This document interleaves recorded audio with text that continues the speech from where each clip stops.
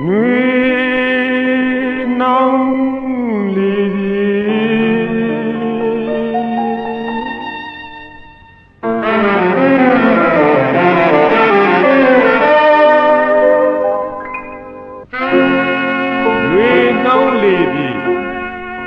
မမာနအာဃာရတရားရောထွေးလျက်တောကဗျာပါဒဖုံးလွှမ်းမှုများ၏ဤဂုံးချုပ်ကာလမှတာယာငြိမ်းအေးခြင်းခန္ဓာတစ်ကိုဖွင့်လှစ်ဖွေရှာလိုသောအမြင်ဆန္ဒများစွာဖြင့်ကျွန်တော်မောင်မောင်မြင့်စင်ရဲ့နှွေနှောင်းလေပြီ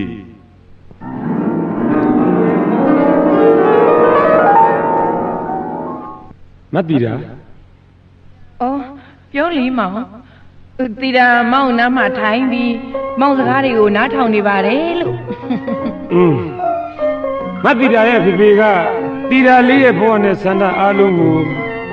အေးမြတာယာစေခြင်းလို့မတ်တီတာဆိုတဲ့အမည်လေးကိုမဲ့ခဲ့တာပါလေအဲ့ဒါဘာဖြစ်လဲအခုတော့မောင်ဘဝကြောင့်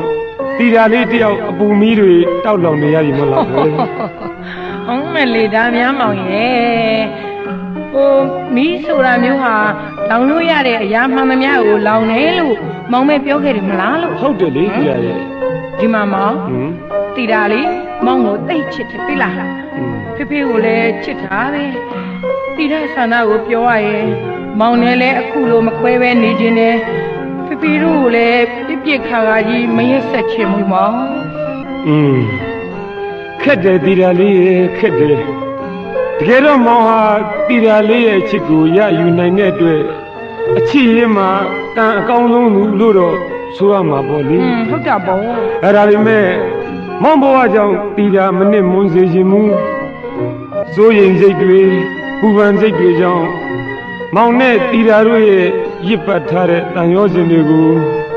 ဖြတ်တောက်ပြစ်လိုက်ရတော့လို့ဖြစ်နေပြီတီတာရဲ့ပြောရလိုက်တာမောင်ရဲ့ပြောရလိုက်တာမောင်ကိုအသေးနှလုံးနဲ့ပြုတ်ထွက်မတက်ချစ်ခဲ့ရတဲ့တီရာကိုမောင်ဒီစကားမျိုးတွေပြောပြီးအနိုင်ယူကျင်လို့လာရင်မဟုတ်ပါဘူးတီရာရဲ့ဘာလဲမောင်တီရာရဲ့အချစ်ကိုစမ်းရင်လို့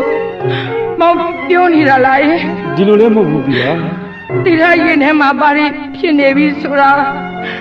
မောင်ကိုရင်ခွဲလို့ပြလို့ရရင်လေတီရာရင်ခွဲပြလိုက်ချင်ပါတယ်မောင်ရဲ့ရင်ခွဲပြလိုက်ချင်ပါတယ်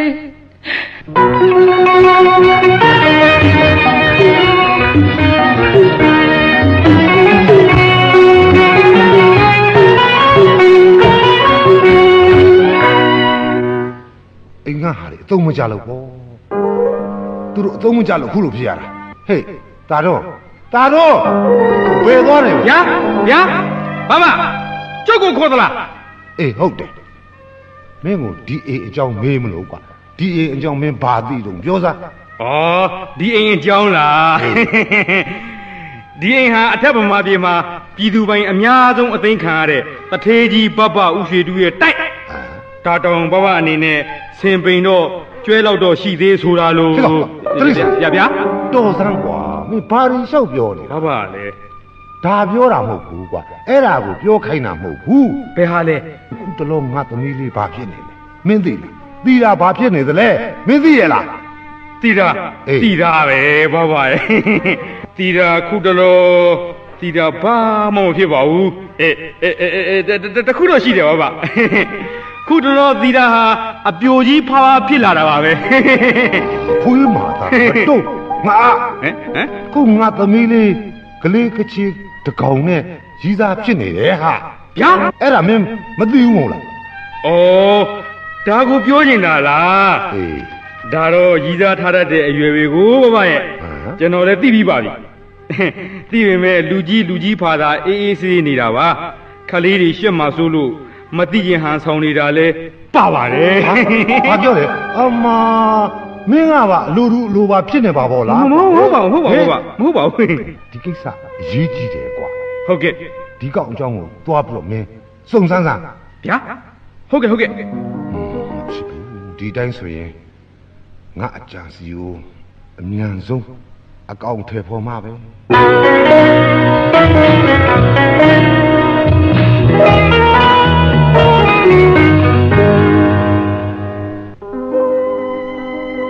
နွေနောင်လီလီ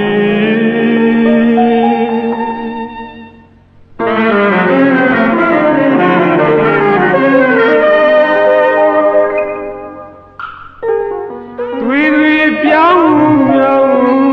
ရသည်စမောင်းအကြောင်းရောင်းသက်သည်မမနာလူကြီးတော်အမောင်လွမ်းသောအာဃာတတော်တွေနဲ့ခရောင်းလန်းသည်မြကျမ်းသာနေတို့မြရဲ့မေတ္တာတောင်းရောနေဆွေကျိုးစုပြေပါစေမြေဝဲလျို့လို့ခွေပါစေ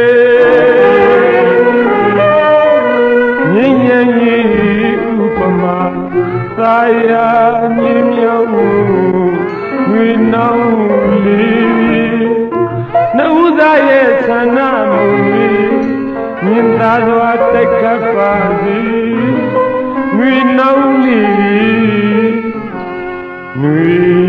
နောင်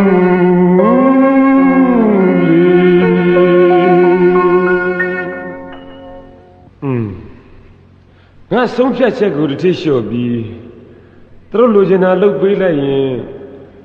ငါမှလိုအပ်နေတဲ့ငွေတော့ပြည်လေသွားမှာအမှန်ပဲအေးဒီဓမ္မလေမတ်တီတာနဲ့ငါဟောဆရာကုလဝေစဉ်းစားလို့ရပါပြီလားခင်ဗျာကဲဥထွန်းပါခင်ဗျားစားအတွက်ကျွန်တော်ဦးစီးပြီးစီစဉ်ပေးမယ်ဗျာအေးခင်ဗျားတို့ဘက်ကသာကျွန်တော်တို့ဘက်ကတောင်းဝန်ကြီးရပါကြည့်မယ်ဆရာရဲ့ရော့ပါဆရာရော့ငွေကိုအရင်ကပါဆရာဖြစ်ဘူးမှန်းတွက်တော့မဟုတ်ပါဘူးဆရာအမေဝန်တာလိုက်တာဆရာရဲ့ဝန်တာလိုက်တာအမေဆရာသာကျွန်တော်တို့အဖွဲ့မှာအမေအတွက်နဲ့ပတ်သက်ပြီးစိတ်နာခဲ့ရတယ်ဒီအမှုပညာနဲ့ကျင်းနေမယ်ငါငွေရှာရင်ထပ်ပေးရငါဟာအမှုပညာပေါ်မှာရောအမေကပါသစ္စာအမဲ့ဆုံးလူဖြစ်သွားတော့မှာလားတော်ပြီငါမရေးဘူးရော့လေယူပါဆရာရဲ့ဆရာလိုအပ်တာတွေအလုံးသုံးဖို့ဆွဲဖို့ယူထားပါဆရာရဲ့အိုးမယူရခမည်းငွေကိုကြုံမြူဘူးကျွန်တော်ရေးမပေးနိုင်တော့ဘူးဗျာအားတော့နာပါတယ်ဗျာကျွန်တော်မရေးပေးပြရစီနဲ့ဥထွန်းပါကျွန်တော်ကိုယ်ကိုယ်ရာဖြစ်တဲ့ကျွန်တော်ဘဝတစ်ခုလုံးတွေအေးရိပ်ဆာရာဖြစ်တဲ့မိခင်ပေါ်မှာရောအမှုပညာပေါ်မှာပါကျွန်တော်သစ္စာမဖောက်ပြရစီနဲ့ဗျာကျွန်တော်တောင်းပန်ပါတယ်ဥထွန်းပါကျွန်တော်ရင်ထဲမှာရှိတဲ့အမှုပညာပေါ်ထားတဲ့ကျွန်တော်ခံယူချက်ကိုဘယ်လိုနည်းနဲ့မှဖြစ်စီမခံနိုင်ဘူးဗျာအမေနဲ့အတူသားရဲ့အမှုပညာလက်နက်ကိုသားကိုကျိုးအတွက်ဘယ်အခါမျိုးမှပြန်ပြီးဖမ်းယူအသုံးမချတော့ပါဘူးဆိုတာသားထက်ခါတိုင်တယ်လိုက်ပါတယ်အမေတိုင်တယ်လိုက်ပါကဲဥထွန်းပါခင်ဗျာသွားပြီတော့ဗျာသွားတော့ငွေတန်ဖိုးကိုနားမလဲတဲ့အမှုပြန်သမားငမွန်း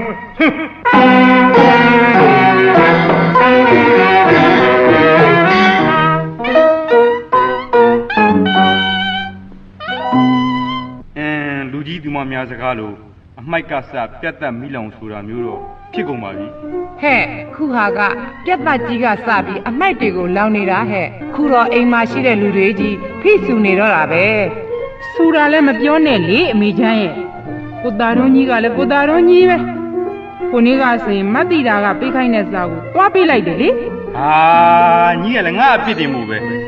ငါကတတိအိမ်ကဒရိုင်ဘာဆိုတော့တတိသမီးခိုင်းတာမလုပ်ပေးရင်ဖြစ်ပါမလားဒါငါအပြစ်လားခင်စိအလကားပါဟာဒီဖိုးကြီးကဒီအိမ်မှာရှိတဲ့လူတွေကိုဘလောက်ဆူနေသူ့သမီးပြန်လာရင်ပြုံးလို့ရွှင်လို့အခန်းထဲဝင်ပြီးပရိစိတ်လိုက်စာဖတ်လိုက်နဲ့သူ့သမီးများဆိုကြောက်လိုက်တာလဲတုံးလို့ချစ်လိုက်တာလဲငုံမတက်ပါပဲဟာဒါတော့ဒါပေါ့လီဒါနဲ့နေပါအောင်ဟဲ့နင့်ကိုတီးရကောင်လေးအကြောင်းစုံစမ်းခိုင်းထားတယ်ဆိုကောင်လေးကတော့လူကုန်ကြောလေးပါရွာထဲကကလေးတွေကိုစာသင်ပေးနေလို့ကြီးရွာကသူ့ကိုစုပြီး ငွေကြေးထောက်ပံ့ကြတယ်လေ အော် ကျောင်းဆရာလာကနဲ့စားတော့နေရတာဆိုတော့ဘဝကမပြည့်စုံတတ်ပြီဘူးပေါ့ဗျာဒါပေမဲ့သတင်းကြားရတာတခုကကောင်လေးကအမှုပညာဘက်မှာတော်တော်ထိုးထွင်းနေဆိုပဲ ဟုတ်လား ဒါပေမဲ့အမှုပညာကိုမြင်မြုပ်ပြီးစင်စင်ရဲရဲချိုးချိုးတဲတဲနဲ့ဘဝကိုရုန်းကန်နေကြရတယ်အမှုပညာကို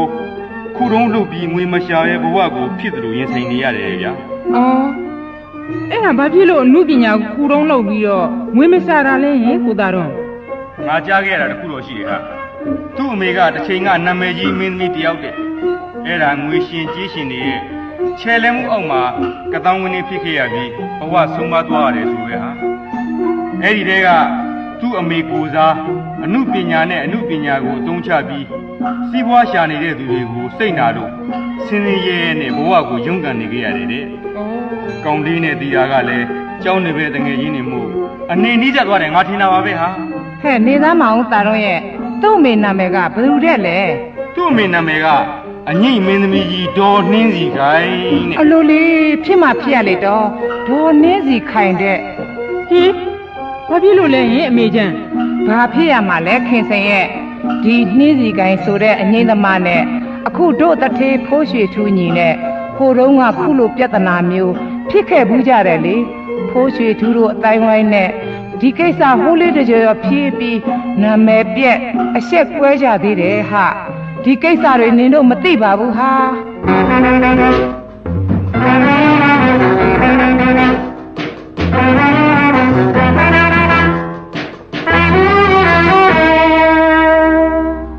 သမီးမသိပါဘူးကွယ်ဖေအားလုံးစုံစမ်းပြီသမီး ဟိုဒီတော့ဖေကသမီးနဲ့ကိုလှဝင်နဲ့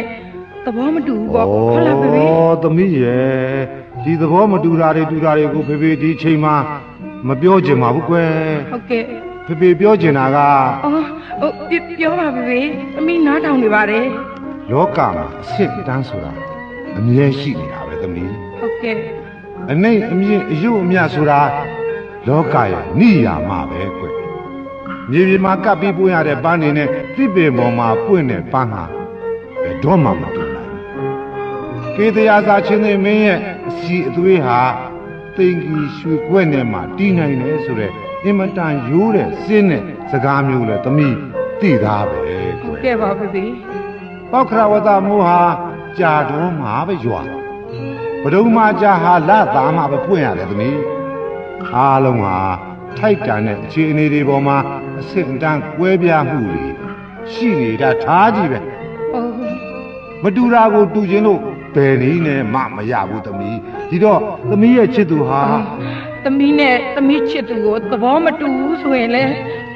မတူနိုင်ဘူးလို့ပြောလိုက်စမ်းပါဖေရဲ့ပြောလိုက်စမ်းပါတော့သမီးသိပါတယ်ဖေသမီးသိပါတယ်နောက်ဆုံးတော့ဖေတို့ရဲ့ဆွေးမြေ့နေတဲ့အတိရာဇဝင်တစ်ပုဒ်ကိုသမီးရဲ့နှလုံးသားနဲ့လဲပြီးစရီးလိုက်ရတော့မှာပေါ့ဖေရဲ့စရီးလိုက်ရတော့မှာ မ ပေါ့ ဟုတ်ဘူးသမီးမဟုတ်ဘူးသမီးလေးဖေကိုဒီလိုမပြောပါနဲ့ကွယ်တကယ်တော့ဖေမှာဒီလိုကြံရွယ်တဲ့စိတ်ကူးမျိုးမရှိပါဘူးသမီးရဲ့ဖေရဲ့သမီးကိုဖေတန်ဖိုးမဖြတ်နိုင်တဲ့ကြီးတားနဲ့ဗရမ ्या လို့သမီးလေးကိုတန်ဖိုးထားရတာပါသမီးရှင်းပြောရရင်ဒီဗရမ ्या လေးကိုရွှေနဲ့ကုတ်ချင်တယ်အဖိုးအတန်ဆုံးယရနာမျိုးစုံနဲ့ချဲလဲစီတထားခြင်းနဲ့အဲ့ဒါဖေဆန္ဒပါသမီးဒီကတော့သမီးကျင်ရမယ်ဆိုရင်ဖေဆန္ဒလေးကိုလိုက်ရောနိုင်မယ်ဆိုရင်ဖေတို့မြို့ပေါ်ကဒေါက်တာဖေအောင်နဲ့နေရာချထားပြခြင်းနဲ့သမီးလည်းစဉ်းစားအောင်ပေါ့ကွယ် တော်ပါတော့ဖေရဲ့တော်ပါတော့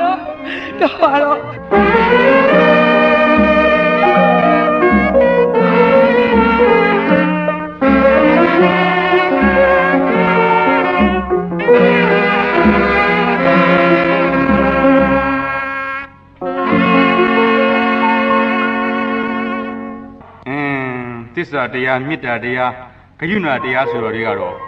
လောကကြီးငြိမ်းချမ်းသာစေတဲ့တရားတွေပါပဲဒါပေမဲ့မာနနဲ့အာဃာတဖက်လာရင်တော့လောကကြီးမိလောင်မှုအတွက်တဖြည်းဖြည်းနိကလာနိုင်တယ်ခုကြည့်စမ်း အဖိုးကြီးကလည်း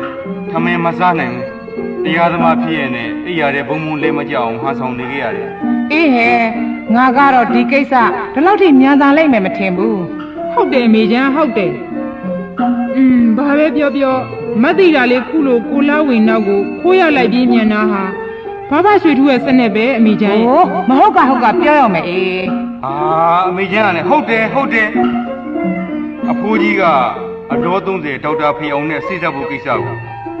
စီစဉ်လုပ်နေတော့မတ်တီတာလည်းသူ့အဖေကိုချစ်ရဲ့နဲ့အတင်းပြေးရတာအမေချမ်းရဲ့ ခက်တယ်အခုသူ့သမီးကိုအမွေပြတ်တာပြစ်ထားပေမဲ့အဖိုးကြီးမာကအစားပြက်အိပ်ပြက်နဲ့ညကဆိုထူးထူးခြားခြားအရက်တွေတောက်လို့ ဟုတ်လား ကြာတော့ဘေးကနေတို့ငါတို့လည်းစိတ်ဆင်းရဲရတာပေါ့ စိတ်ညစ်ပါတယ်ဗျာ စိတ်ညစ်ပါတယ်တော့ ကြာရင်တို့အိမ်ကိုဒရတွေဝဲလိုက်မယ်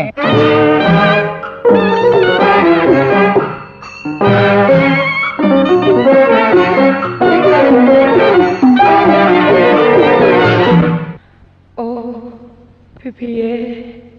သမီးကိုခွင့်လွှတ်ပါသမီးကိုရမှာဖေဘယ်လိုများနေပါလဲသမီးလေးသမီးတနေ့မှဖေကိုမမေ့ပါဘူးဖေရဲ့ ဟောတီတာလေးအိုးမျက်ရည်တွေနဲ့ပါလားတီတာငုံနေတယ်ဟဲ့လား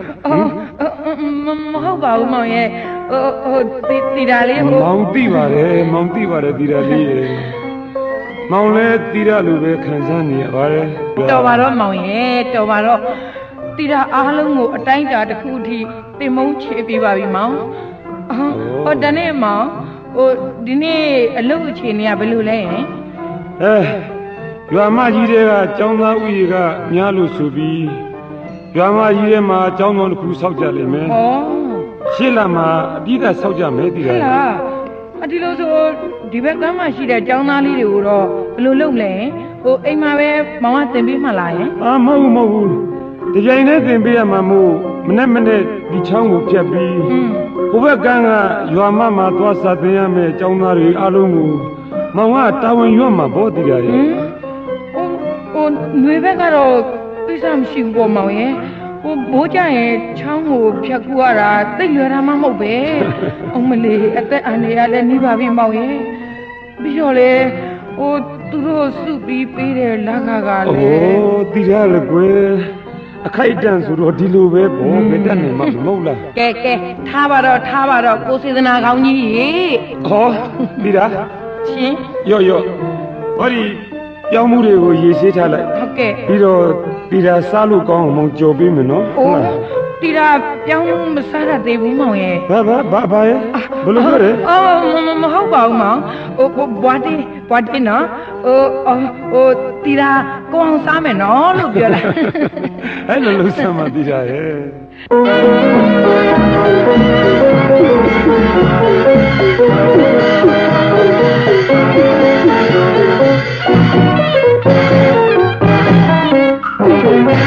ဟိုဗျာဆရာကလည်းဆရာပြောတော့ဆရာကိုဆရာထွန်းပါမှာစေတလုံးပိုင်နေဆိုခုကိစ္စမှာဆရာလျှော့လိုက်ပြီ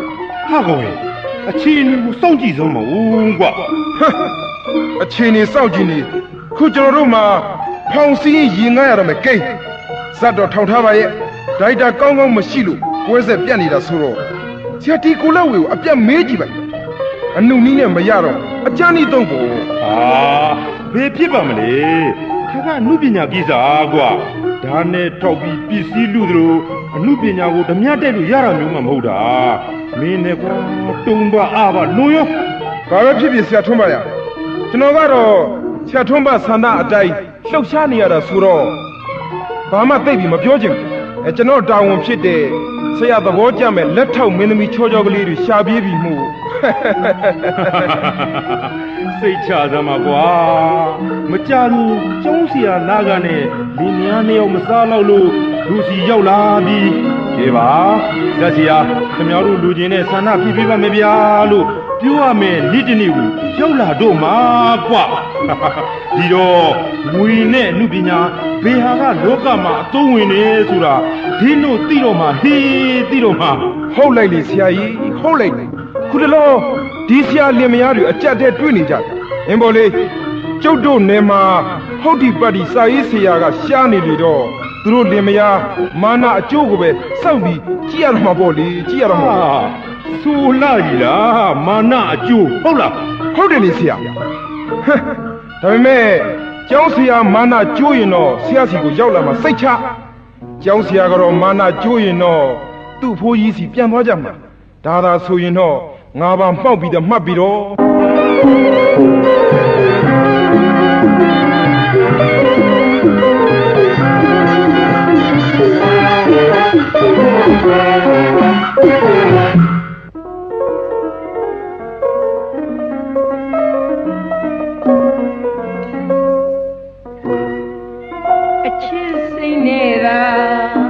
မောင်မျက်နှာတရွာမှတ်သားရဲ့ကျုံလာလီမေဒုက္ခဒုက္ခပြုံးရင်စီခံမယ်ထွေးထားခဲ့တော့လေကွယ်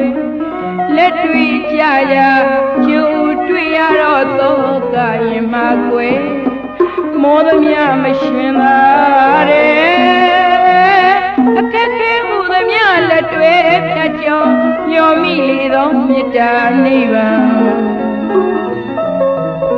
အသက်စေပြန်မင်းမိဖို့မမြင်နဲ့ဘယ်၍ပဲညပဲကာလတိုင်းရင်အမောနဲ့စောင့်ကြည့်ရအောင်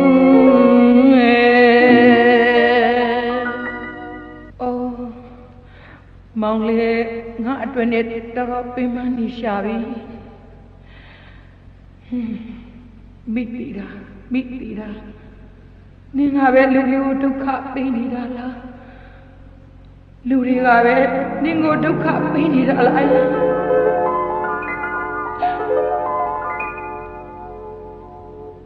ဒီမှာသမီးလောကမှာအဆင့်တန်းကွဲပြားမှုဆိုတာမလွဲမဲ့သမီးရှိနေတာပဲသမီးရဲ့ရှိနေတာပဲကွ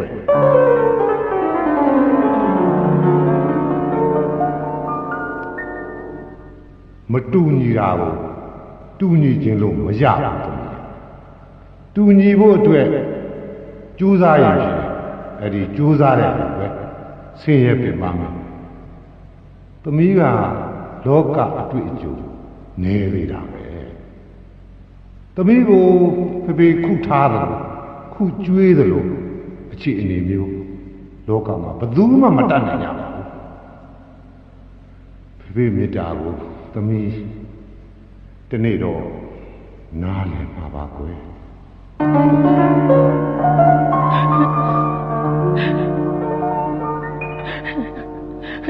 ဟုတ်ပါတယ်ဖေဟုတ်ပါတယ်သမီးအခုမှဖေမြတ်တာကိုသဘောပေါက်မိပါတော့တယ်ဖေရဲ့ဟိုတော့ကရွှေဘုံမှာဆန်းရွှေဘုံမှာအိတ်ခဲရတဲ့သမီးငွေစုံကိုကိုင်းရွှေပကံနဲ့အမုံမြတ်ဆုံးစားတော့ခွဲရတယ်ကိုစားလာခဲ့ရတဲ့သမီးမိတည်တာလေးခုတော့ဝါချန်ငယ်မှာအိတ်စံကြမ်းတမင်းကိုလေရောင်ကွယ်မတတ်မြို့ချနေကြရပါပြီဖေရဲ့သမီးလက်တွေ့နေရပြီဟေးဒီလာလေးသမင်းမကန်ကြီးကြည့်ပြီးမိုင်းနေရမလားချစ်ရဲ့သမင်းစားဖို့ပြင်နေတာလဲအခုထိမပြီးသေးဘူးလားကွာဒီလာလေးဟင်တီတာစားနေပြီလေမောင်ရဲ့ဟုတ်လားဒီနေ့တီတာလေးသမင်းတော်စားလို့ကောင်းတယ်သိလားမောင်အိုးတီတာသမင်းစားလို့ကောင်းတယ်တကယ်နော်ဟုတ်တယ်မောင်ရဲ့မောင်ဝင်းတာပါတယ်တီတာလေးသိကူဝင်းတာပါတယ်တီတာ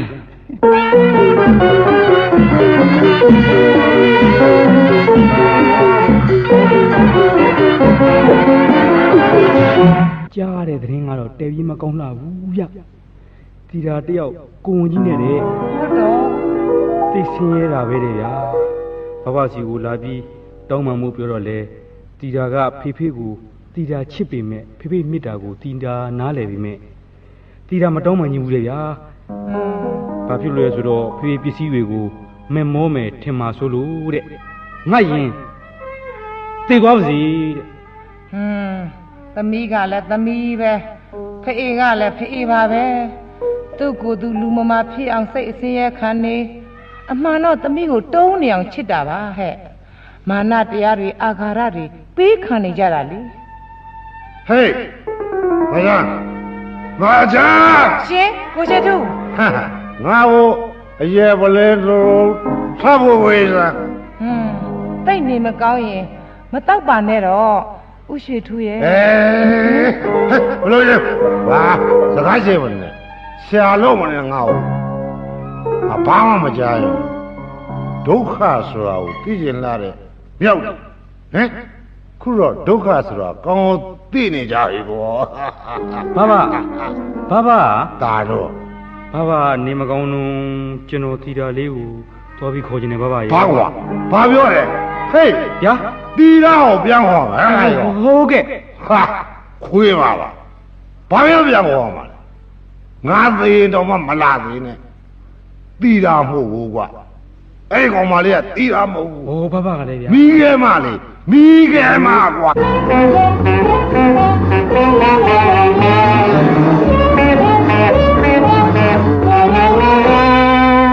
ကျွန်တော်လောက်ဝေပါဒေါက်တာ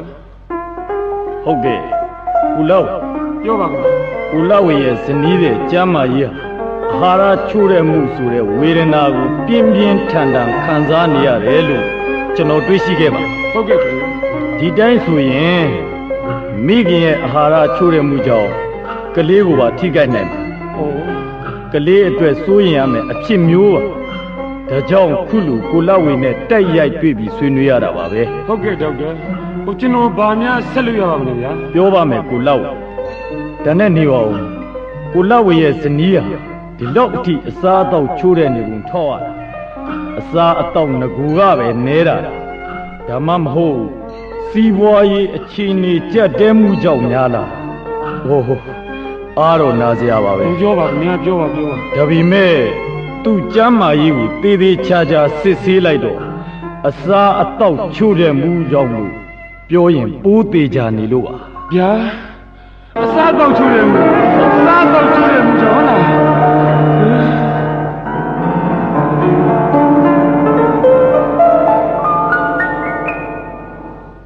အိုးဖြစ်မှဖြစ်ရလေဒီရလေးရေမောင်ချင်ခဲ့ပါတယ်လေမောင်ရှိမှမောင်စိတ်ချမ်းသာအောင်ဟန်ဆောင်စားဟန်ဆောင်ပြီးနေခဲ့ပြီမဲ့မတ်တီရာတယောက်မောင်နေတယ်လို့မောင်စားတယ်လို့မစားမတော့နိုင်ဘူးဆိုတော့မောင်ပြီးပါတယ်ဒီရလေးဒီဘာပဲဖြစ်ဖြစ်ဒီအချိန်ကြီးကြမှာတော့မောင်မနာရီပြူပွဲရတော့မှာပေါ့ကွယ်မတ်တီရာစိတ်ချမ်းသာကြရပါမယ်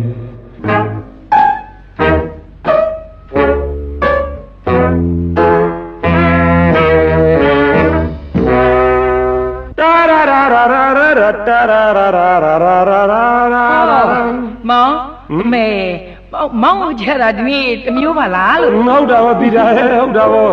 ဘာလဲဟိုမနေ့ခင်မှာလန်းလန်းဆန်းဆန်းပွင့်တဲ့ပန်းမွင့်ကလေးနဲ့တူတယ်လို့ပြောရင်လို့မလား အင်းဘောကဲပြောစမ်းမအောင်မောင်ရေ ဟောဒီကမောင်မရလေးမတ်တီတာအတွက်မောင်အလုပ်တစ်ခုကိုလက်ခံလိုက်ပြီလေ ဒီလိုဆိုရင်မောင်ကိုဇတ်ထောင်နဲ့တထေးဥထမရဲ့ဇက်ကိုစီစဉ်ပေးဖို့တာဝန်ယူလိုက်ပြီပါ အိုးဒီစကားတွေကိုဆက်မပြောပါနဲ့လားမတ်တီတာရဲ့နော်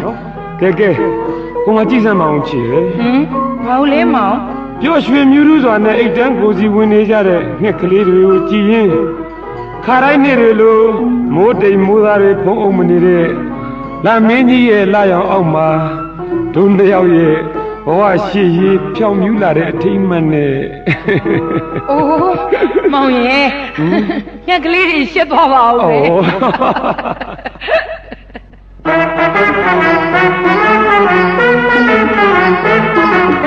လာရောင်အောက်မှာ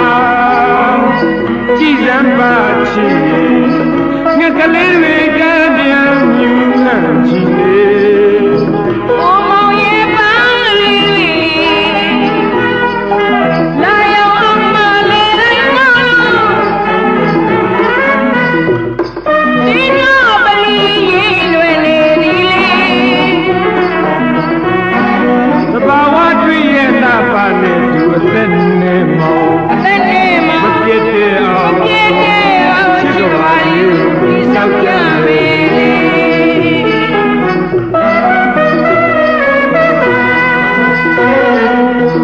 သိလာတဲ့လောကထာဝရငြိမ်းချမ်းငြိမ်းချမ်းနေစီချစ်ကြသူနှုတ်ရဲ့မပြတ်တဲ့ချစ်ပြီးလေထာဝရတည်လည်းမတွေ့သိလာတဲ့လောကထာဝရငြိမ်းချမ်းငြိမ်းချမ်းနေလေချစ်ကြသူနှုတ်ရဲ့မပြတ်တဲ့ချစ်ပြီးလေထာဝရတည်လည်းမတွေ့စင်ပါဦးမတွေ့တဲ့ကမဟုတ်ပြီရှင်ပြရဲ့တယုတ်နေကြီးငြိမ်းပြုပြဘဝတည်သူတိလာယာအေးချမ်းကြမဲ့စင်ပါလေ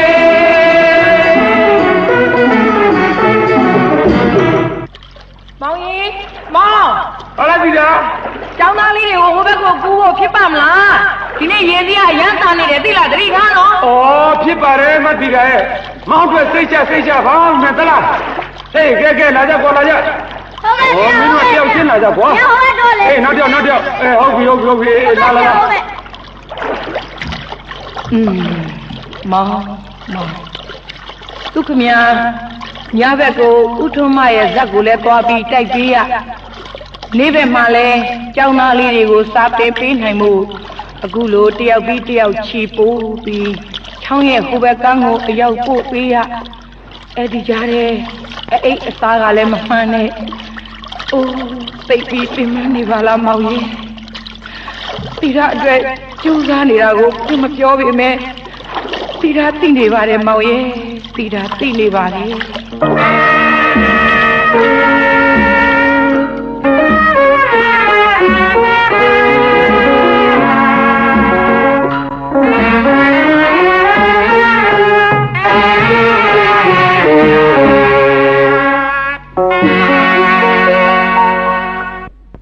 ကဲပြောပါဆရာကူလာဝီပြောပါဆရာငွေသုံးလိုနေတယ်မဟုတ်လားကျွန်တော်ငွေကြေးစကားပြောချင်မှာမဟုတ်ဘူးထွန်းပါကျွန်တော်ပြောချင်တာကကျွန်တော်အမှုပညာခရီးမှာဒီလိုအရက်တောက်ပွဲမျိုးနဲ့ဘုံမပြုတ်စေခြင်းတဲ့အကြောင်းပြောချင်တယ် sorry ပဲဆရာကြီး sorry ပဲနောက်တစ်ခုကကျွန်တော်အမျိုးသမီးမိဖွားနေဟုတ်လားဆရာမိမမိဖွားပြီးပြီဘာလေးလဲဆရာဟိုနေ့တိုင်အောင်ကောင်းကြရဲ့လားကလေးရဲ့ကျမ်းမာရေးကတော့ကောင်းပါတယ်ဗျာဒါပေမဲ့မိခင်ကအားနေတော့တော်တော်လေးမကျမ်းမာဖြစ်နေတယ်ဗျာဒါဆိုဆရာငွေသုံးလိုနေပြီဗောရော့ဆရာဟိုကျွန်တော်ဘက်ကတောင်းလင်းသွားတာကိုကျွန်တော်စိတ်မကောင်းစရာဖြစ်နေပြီဆရာကြီးကိစ္စမရှိပါဘူးဦးထွန်းပါကိစ္စမရှိပါဘူးကျွန်တော်အခွင့်အရေးမိတတ်ပါပြောစရာကဦးထွန်းပါနဲ့ကျွန်တော်တို့စာချုပ်ထားကြတဲ့အတိုင်းအခုလာမယ့်နှစ်ဆန်းမှာကျွန်တော်တာဝန်ကုန်ဆုံးပြီနော်အဲ့ဒီတော့ဟုတ်တယ်ဆရာဟုတ်ပါတယ်စာချုပ်ထဲကအတိုင်းနောက်ထပ်ကျွန်တော်ကငွေဘယ်လောက်ထပ်ပေးရမှာလဲဆရာပြောပါဆရာနောက်ထပ်ငွေ6000ပေးရ6000ဒါလေများသွားလို့လားဗျာမများပါဘူးဆရာမများပါဘူးကျွန်တော်သိထားပါတယ်ဆရာဒီရက်မှာပြီးဖို့ကျွန်တော်အစင်းလေးလှုပ်ထားလိုက်ပါမယ်ဆရာကောင်းပါပြီလေကောင်းပါပြီ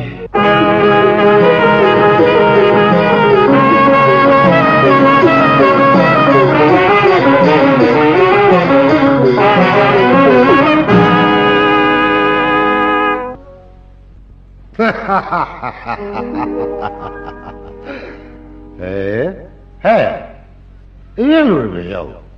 ဘယ်တော့လာခေစိန်တို့မကြတော့ဘခေစိန်ဘာလုပ်ပေးရမလဲဟင်ထိုင်အောင်ဟုတ်ကဲ့ဘငါသမီးအလိမ္မာကြီးကတော့ဘရင်ကိုရှင်နဲ့ဆုံးကန်သွားပြီကွယ်ရှိရလေရင်ခုကြံတဲ့နင်တို့နော်ကြံတဲ့လူအားလုံးကိုတယောက်မှပြစ်မထားကြပါနဲ့ပြစ်မထားပါဘူးမချပါမချအောင်ရှင်ကိုရွှေတူတရားနဲ့ဖြေမပေါ့အရက်တွေကြီးဖိတောက်နေလို့အပူမီးကငိမ့်တာမျိုးမှမဟုတ်တာကိုရွှေတူရဲ့ကျုပ်သမီးလေးတိတ်မိုက်တယ်ခုတော့ကြားလို့မှနားမချမ်းသာနိုင်တဲ့တရင်ပုံနာနေ1000တောင်းနဲ့ပါလာမကြားရဖြေပေါ့ရှင်ဖြေပေါ့ငါမြန်သေးသွားတာပဲကောင်းသေးဟာလုံးမသေးဘာမလုပ်ပါနဲ့ဘာ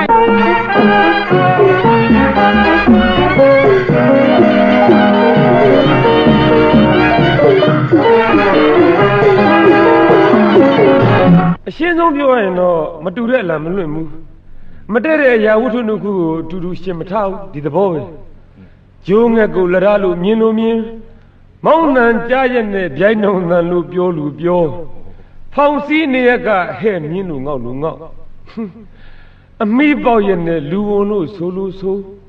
ကိုခြေတော့ပေါ်မှာတောင်းနှုတ်စုကလေးလောက်ရေရေမရက်ဝင့်တဲ့လူနဲ့ကျွန်တော်ဘယ်တော့မှလက်ဆွဲပြီးမတွဲနိုင်ဘူးဗျာမတွဲနိုင်ဘူးပြောမကြည့်စမ်းမနဲ့ကုလဝေဒီလောက်ပြောမကြည့်စမ်းမနဲ့ပြောရမယ်ဗျာပြောရမယ်လောကမှာလူရည်လို့ဖြစ်လာရင်တီးကြီးအကျိတ်ဆုံးကငွေရဲမို့လားဗျာဟောငွေလားငွေရှိရင်မျက်နှာစည်းပဲနောက်ကဘန်းကြီးတစ်လောက်ကြီးလာတယ်ဩငုတ်ရကပေါ်လာတယ်ဟုတ်လားငွေမျက်နှာကိုလူတိုင်းကဂျိုးသေးတယ်ဒီမှာခင်ဗျဘာပဲလုပ်လို့စီစဉ်ရှိဖို့ကောင်းစားဖို့ထင်ပေါ်ဖို့ချမ်းသာဖို့ပဲမဟုတ်လားဗျကျုပ်ကစီနာနဲ့ပြောတာပါဗျာတော်ပြီခင်ဗျားတို့စီမှာကျွန်တော်ဘာမှဆက်ပြီးမရေးပြတော့ကျုပ်သမီးလေးနှစ်ပြည့်တဲ့အထိခင်ဗျားတို့နဲ့ဆက်လုပ်မယ်လို့ဆုံးဖြတ်ထားပြီမဲ့ကျုပ်မလုပ်ပေးနိုင်တော့ဘူးဗျာမလုပ်ပေးနိုင်တော့စဉ်းစားတော့ကုလဝီစဉ်းစားကျွန်တော်ဘာစဉ်းစားမှာခင်ဗျားရှိယူတွေးကြည့်အောင်ကုလဝီတော်တော်ကြာကိုသစ္စာတရားကြီးရေမပိုက်ပြီးရေတော့ဘိုက်မောက်နေရမယ်အပြင်မျိုးရောက်နေဦးမယ်နော်ဟုတ်ပါလေကုလခင်ဗျစဉ်းစားဆုံးဖြတ်စေချင်တယ်ကျွန်တော်စဉ်းစားပြီးပါပြီကျွန်တော်အားလုံးကိုစဉ်းစားပြီးပြီကျွန်တော်ခင်ဗျားတို့စီမှာဆက်မလုပ်နိုင်တော့ဘူးဒါပဲ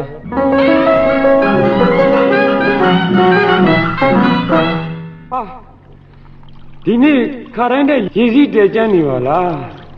ကလေးတွေအတွက်စိုးရင်ရတဲ့ပြည်သားကြီးရှင်ကဲကျွင်းဆိုင်ပြေးမောင်သွားတော့မယ်နော်ဟုတ်ကဲ့ရောမောင်သမီးညမောင်ကိုကြည့်ရတာဒီနေ့ကြီးလင်းလည်းမဟုတ်ပါလားမောင်ဘာဖြစ်လို့ပါလဲမနေ့ကအဖြစ်ကိုပြဿနာတစ်ခုလိုသဘောထားပြီးရင်းထဲမှာမွေးနေလို့လားမောင်ထင်တော့မှမတ်ကြရဲ့မောင်ဘာမှမတွေ့ဘူးသိရလားကဲမောင်သွားတော့မယ်နော်ကဲမောင်မောင်တို့တီရာတို့ဘဝလဲဘယ်တော့များမှဆရာကုလာဝေကုန်းမောင်ကိုပြန်တဲ့ဆရာကုလာဝေကုန်းမောင်ကိုပြန်တဲ့ဒီရတေချမ်းလာပါလားဆက်ကရည်ကြလာပြီဆရာဒီကုန်းရောပါလေမောင်ဒုက္ခမပဲလောက်ကြပါဦးရှင်ဟုတ်ကြပါဦးသိနေလေဟောသိတယ်ဆရာကုလာဝေလည်းကြောက်ပါဒီလည်းကြောက်ပါပြီ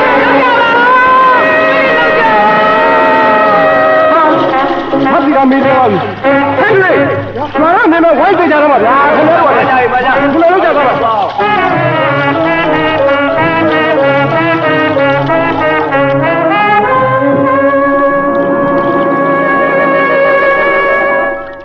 အဲ့ဒါပါပဲကိုကြီးရာ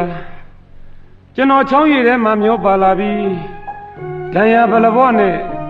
ခင်ဗျားတို့ဘွဲကလူတွေတွေ့လို့သေလာတာနဲ့အသက်ချမ်းသာရခဲ့တာပါဩအခုတော့လေကျွန်တော်ရဲ့မူလရုပ်ရည်ပြောင်းလဲသားတာနဲ့အတူဒီမှာပဲခင်ဗျားတို့ဇက်ဖွင့်မှာတာဝန်ထမ်းဆောင်ရင်းနဲ့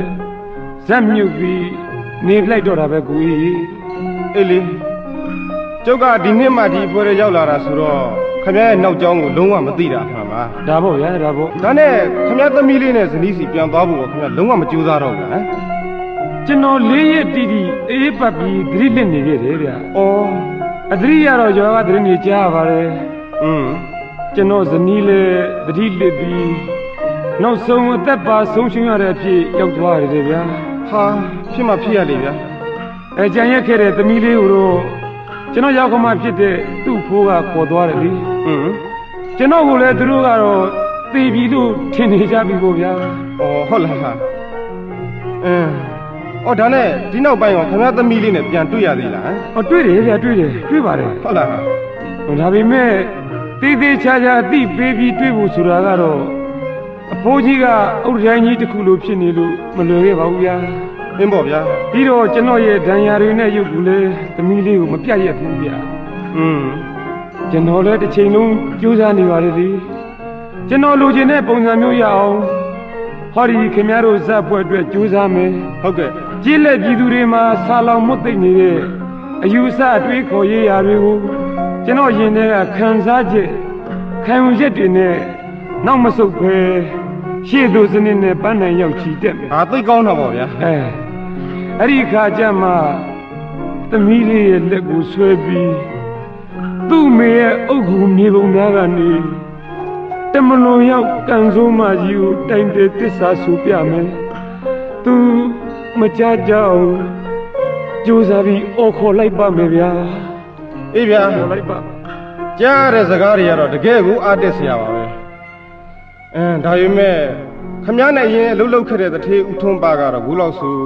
သူ့အဖွဲ့နာမည်ကျသွားလို့နောက်ခမည်းဦးစီးနေတဲ့ကျွန်တော်တို့ဇက်ဖွဲ့ကနာမည်တက်လာတာနဲ့ပတ်သက်ပြီးလုံးဝကိုကြည်နမ်းနေမှာမဟုတ်ဘူးဗျာနော် ဒါကတော့ဒီလိုပဲဖြစ်မှာပေါ့ဗျာ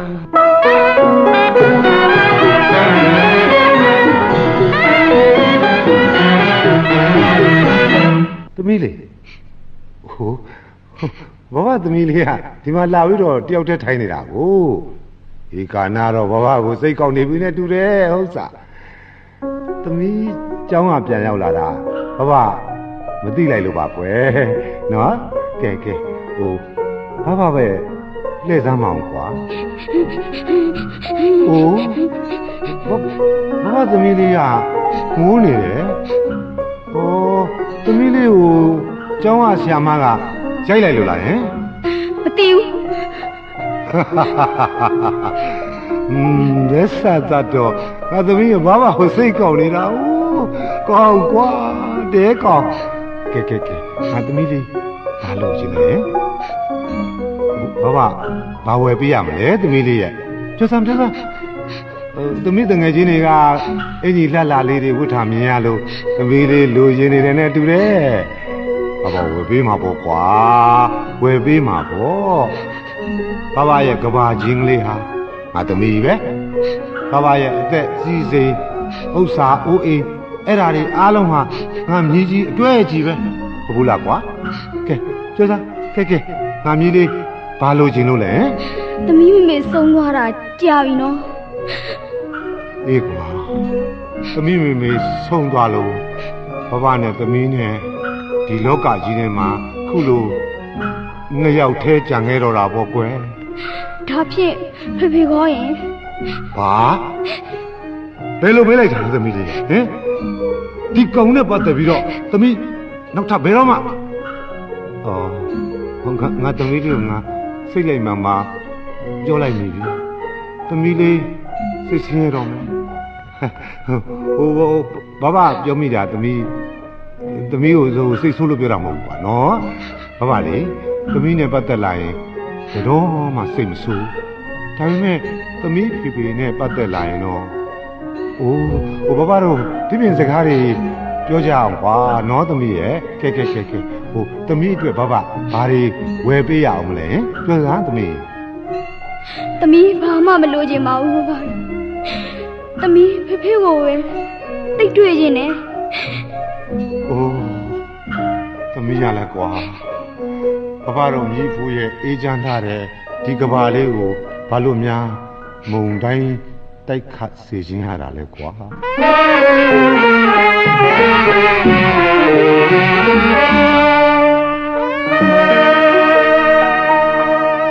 ဘယ်လိုလဲဆရာကိုထွန်းပါရဲ့ဒီနေ့မှာဆရာကိုထွန်းပါရဲ့ဇက်အဖွဲ့ကြော်ကြားမှုဟာနံပါတ်1ဖြစ်ရထွန်းပါဟာလည်းနံပါတ်1ဖြစ်ရအေးနံပါတ်1နေရာကနေ2နေရာရောက်အောင်လှုပ်လာတဲ့သူဆိုရင်အချိန်မရွေးဆိုဗျာ အေးလေအေးဆိုဒါဘာဖြစ်လဲကွာဒါဘာဖြစ်လဲ ဟာဘာဖြစ်ရမလဲဆရာရခုဆိုဟိုသေးရွာပြန်ကိုလောက်ဝေဦးစီးပြီးထောင်ထားတဲ့ဇက်ဟာနံပါတ်1နေရာကိုယူတော့မယ်ဟာ တော့စမ်းမကွာမကြကြတော့မဟုတ်နံပါတ်1သူတို့ဖြစ်မလားငါဖြစ်မလားဆိုတာအချိန်ကစကားပြောရမယ်ကွာကဲဟိုဒီနေ့ကမင်းကိုသွားစုံစမ်းခိုင်းတာကရောကွာ အော်ဟုတ်ပါတယ်ဆရာဦးရွှေထူးရဲ့အိမ်မှာရောက်နေတဲ့ကလေးမလေးဟာဒီကောင်လှောက်ဝေရဲ့သမီးအမှန်ပဲဆရာ အေးအဲ့ဒီတော့ဒီကောင်ရဲ့ပြုတ်ကွက်ဟာကွက်ကိုတီးထားတဲ့ငါဟာသူ့လုပ်ကိုရက်တန်းကရက်ဖို့ပြောမယ်တားမရရဲ့ဟေးသူ့သမီးကိုလှဝေနာမည်နဲ့ဟိုငါပြောထားတဲ့အတိုင်းဆက်လို့ကွာကြားလား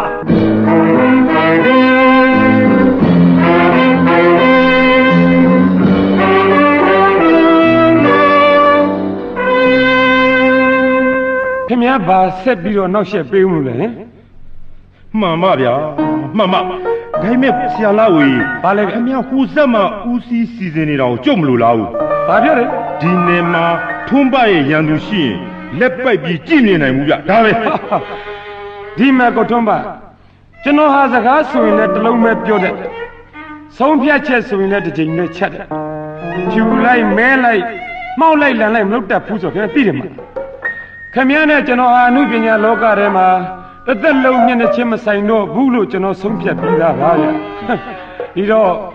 ခင်ဗျားကိုကျွန်တော်ဒုတိယအကြိမ်ဆက်ပြီးမတွေ့ပါရစေနဲ့ဒါပဲဗျာဒါပဲကောင်းပြီလေကောင်းပြီခင်ဗျားပြတ်တော့လေကျုပ်ကပြတ်ရတော့မို့ဗျာပြတ်စမ်းမော်ဗျာပြတ်စမ်းမော်ခင်ဗျားသမီးလေးကိုခင်ဗျားချစ်တယ်မို့လားအိုးခင်ဗျားယူနေတယ်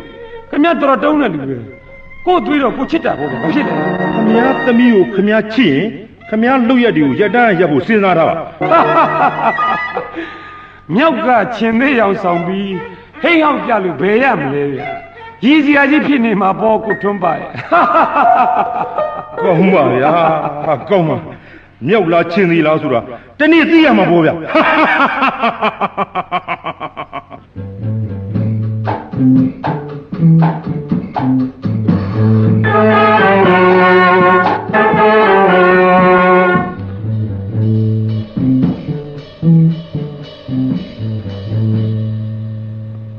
ထွန်းပါရန်အေးတာမဟုတ်ဘူးကိုကြီးအေးဗျာဒီကောင်ကညနေညနေသိမ့်များတယ်ဗျ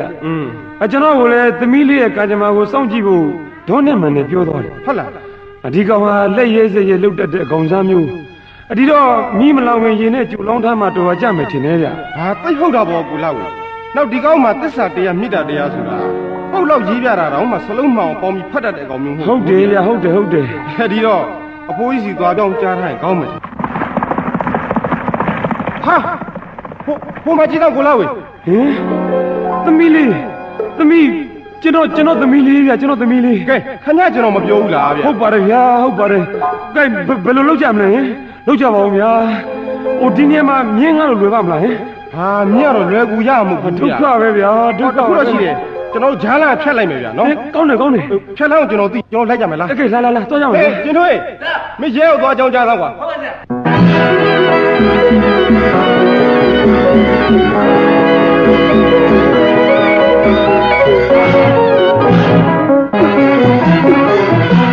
ာဆရာရှေ့မှာလွေးမြင်ဆရာဟေးဘယ်မလဲကွာဟေးဘယ်သူလဲကွာကျုပ်ပါဗျာဩဒီမှာဦးထွန်းပါကျုပ်မျက်နှာကိုတေချာကြည့်စမ်းမအောင်ဗျာခင်ဗျားရဲ့လုပ်ရက်တွေကရိုင်းစိမ့်ရုပ်မာလာကြီးလားဗျာဟင်လာသေးတော့တယ်နှောက်ရထွန်းပါကလည်းမင်းကိုစောင့်နေတာပါကွာဦးထွန်းပါဘာမှအပြစ်မရှိမသိနားမလဲတဲ့ကျွန်တော်သမီးလေးကိုလွတ်လိုက်ပါဗျာလွတ်လိုက်ပါဒါကတော့လွေပါလေကွာကိုရင်နဲ့ကျုံနဲ့တိုးထားတာပဲမဟုတ်လားအိုးဒါတော့ဘယ်နည်းနဲ့မှဖြစ်နိုင်ဘူးဗျာဘယ်လိုနည်းနဲ့မှဖြစ်နိုင်ဘူးဒါကကျုပ်ယုံကြည်ချက်ကိုခင်ဗျာထိပါစော်ကားတာပဲဗျာကျုပ်အမှုပညာခရီးကိုဘယ်နည်းနဲ့မှမရက်နိုင်ဘူးဗျာမရက်နိုင်ဘူးထွန်းပါရဲ့သိရလားဒါဆိုကျုပ်တို့ကလေဆရာဘာလဲကွာဟိဘာလဲကွာဟိုကိုကြီးလိုက်လာတယ်ဆရာဟေးလူဘယ်နှယောက်ပါလဲဘယ်နှယောက်ပါလာလဲမပါဘူးဆရာဦးတယောက်တည်းပဲအေးဟုတ်ပြီသူ့မြေးကိုသိချစ်တဲ့ဖိုးကြီးခံကြတာပဲဟိ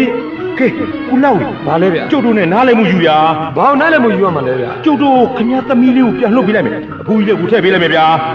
ကျုပ်တို့ဆင်ထားတဲ့ဇက်အတိုင်းဝင်ကပ်ပေးပါလားဟလားဒီလိုဗျာဒီလိုကျုပ်တို့ခမားနာမည်ကိုတုံးပြီးတော့အဖိုးကြီးစီကဟောဒီကလေးကိုပြန်မေးဆွဲထားတယ်ဗျာအဖိုးကြီးက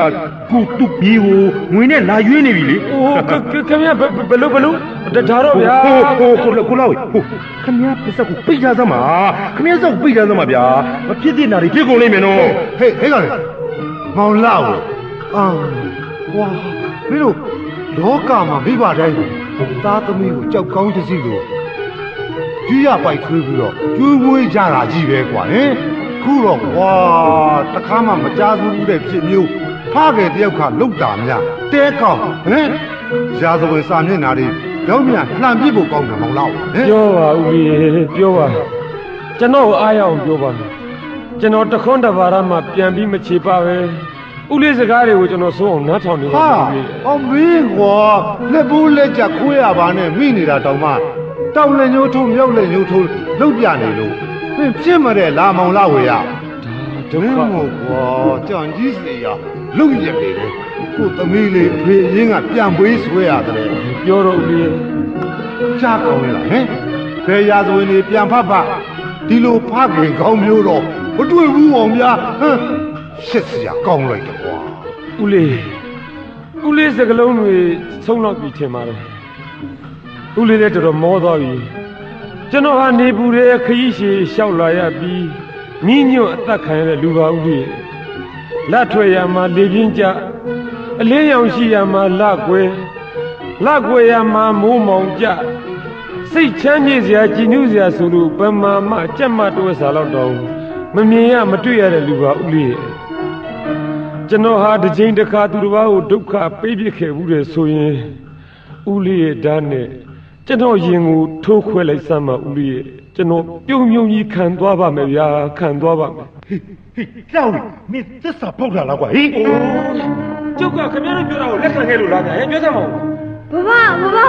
သမီးဟုတ်ကဲ့ပါဦးဘဘရဲ့ ဟေးကောင်းလေးကောင်မလေးကိုခေါ်သွားတော့ကွာခရီးမလေးကိုခေါ်သွားတာ ဘယ်လိုလဲဆရာထုံးပါမြင်မြဆုံးပြဗျာသမီးလေးသမီးငါသမီးလေးကိုမင်းတို့လွတ်လိုက်ကြကွာရောလေ ဒီမှာဘိုးကြီးနောက်ဆုံးစားဟေးကောင်းလေးအဖိုးကြီးကိုခေါ်လို့သွားတော့ကွာတို့သွားတာ ဒီပါဦးထုံးပါခင်ဗျားလောက်တာတွေတရားလုံးလုံးနေခြင်းနဲ့ဗျာတရားလုံးလုံးနေဗျာ ဟေးကောင်နောက်ဆုံးစားမရှင်းမတူးနဲ့ကွာရှင်းမတူးနဲ့ အိုးဘာလို့မတူပဲနေရမှာလဲဗျာ တူကလာချတော့ကွာတိုးနေဗျာကဲ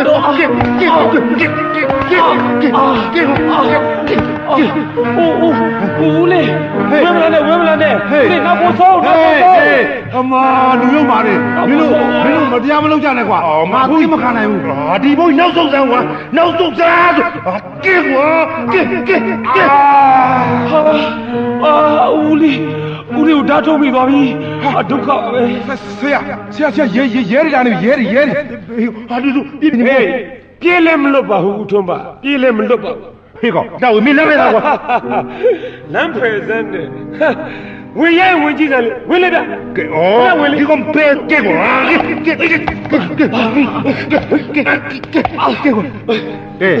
လက်မြောက်လိုက်ပါဦးထွန်းပါကျွန်တော်တို့ကလည်းဝတရားနဲ့မို့လား ဘဖေဘဘကိုကြည့်ပါဦးဖေရဲ့ သမီးလေးမောင်လာဝေ ဦးလေးပြောပါခင်ဗျာဦးလေး ဦးကိုခွင့်လို့ပါကွယ်ဘာမရှိတော့တဲ့နောက်ပိုင်းမှာငါသမီးလေးလေးမာနေနော်မောင်လာဝေ ကျွန်တော်နားထောင်နေပါလေဦးလေး မင်းသမီးလေးနဲ့အတူတူနေပါကွယ် ဟုတ်ကဲ့ သမီးလေးကိုစိတ်ချသွားပါစေနော် ဟောစိတ်ချပါဦးရဲ့စိတ်ချပါဦးသမီးလေးကိုဦးရဲ့စိတ်တိုင်းကဖြစ်စေရပါမယ်ဗျာဦးတတိထားတော့ဦးတတိထားပါဦးဦးရဲ့ သမီးလေးမင်းဖေရဲ့စကားကိုနားထောင်နော် သမီးလေးမှာပါမယ်ဘဘရဲ့သမီးမမိုက်ပါဘူး ဒါလို့ကွယ်ငါသမီးလေး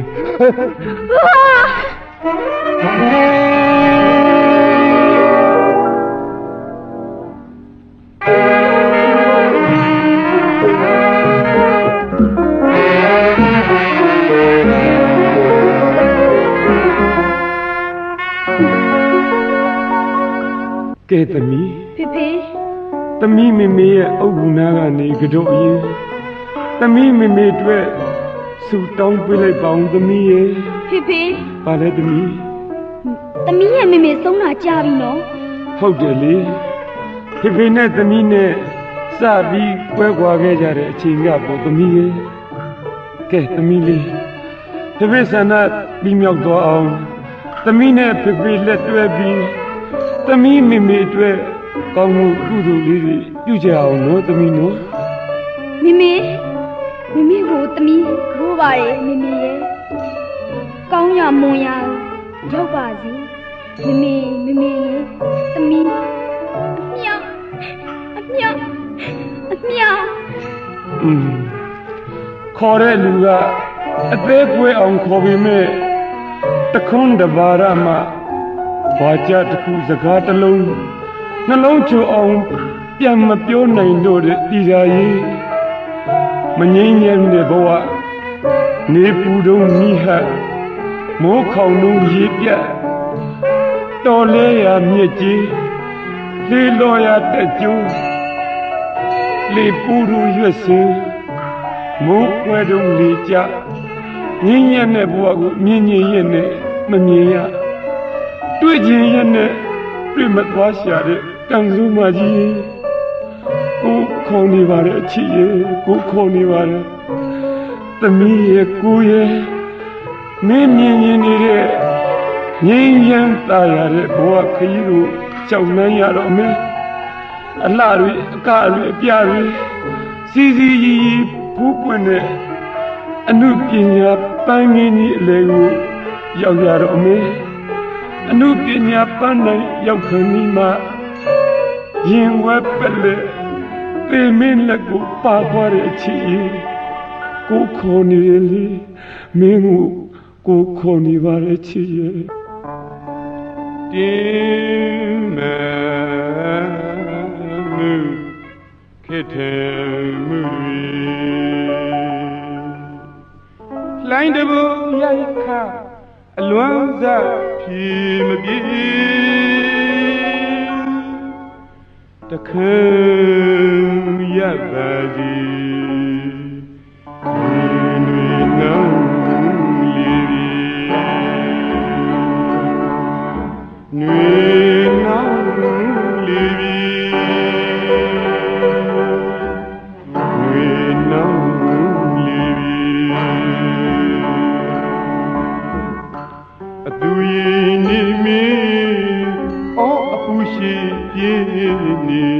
တလောကလူမလီ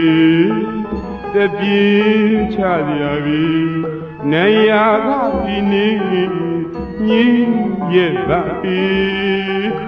ရွက်ကြွေခင်းလဲစီညက်စွာကြည်အမျက်မပြေညင်းလဲမကြည့်ရပါပြီငွေဘွဲ့သရံကကြံရမရမစာနာကြပြီလီသွဲ့ဟန်ပြတယံတခါမှမညာတာလာလေမမနာအာကာရတွေခြုံကြီးပြောက်ခါနေမိခင်ဘဝကပြာဖြစ်နောင်ရခဲ့ပြီလီကလူလို့သွားမြူချော့ကနဲ့သံသာဆောင်ကြီးကောင်းကြီးမင်္ဂလာမင်္ဂလာနမိတ်ပြီအမောင်မိုက်လောင်တိုက်ထဲမှာဒုက္ခသေးဘဝကိမန္တနေလီပြင်းလူထွေးစုဝေးတိုက်ခတ်လာပြီလေရက်ရှိမင်းမ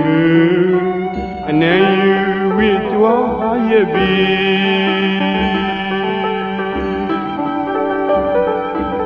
အမုန်းပြဒရာနေရဲ့ကလေးတွေအချစ်ရဲ့ရာဇာနဲ့သင်ဖို့ရဲ့ချင်းတွေနှောင်းလေးနွေနှောင်းလေးနွေနှောင်းလေး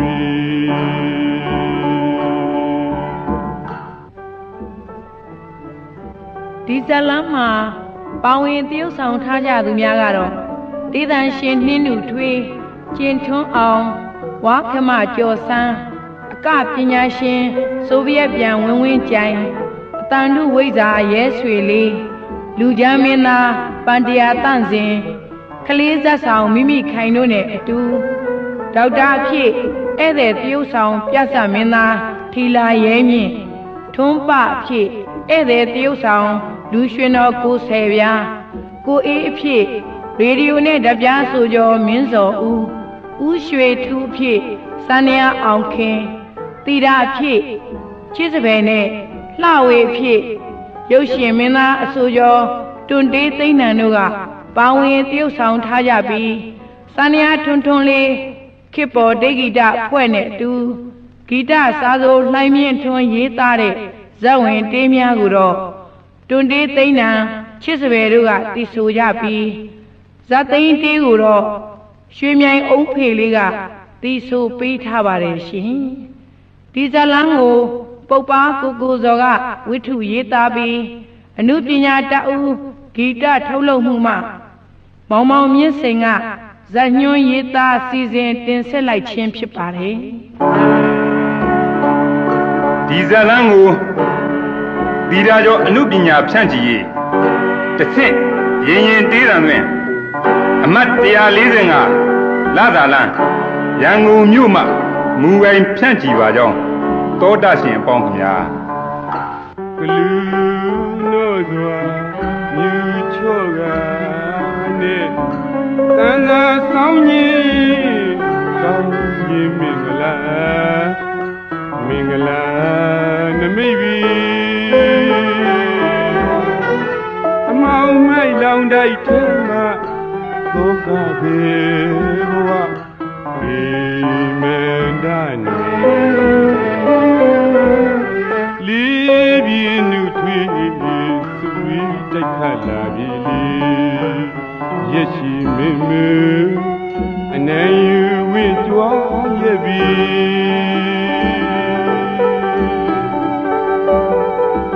မွန်ပြဒရာနေရဲ့ကလေးတွေအချစ်ရဲ့ရာဇာနဲ့ပင်မုံရဲ့